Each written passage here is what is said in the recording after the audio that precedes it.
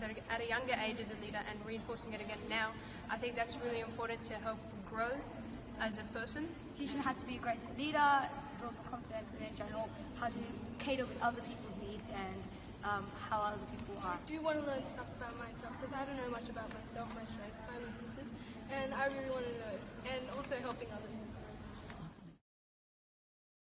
It's exciting to be able to help someone transition into high school because we know how scary it is being the kindergarteners all over again. We didn't get anyone for peace support in Year 7, so we would like to help people as well.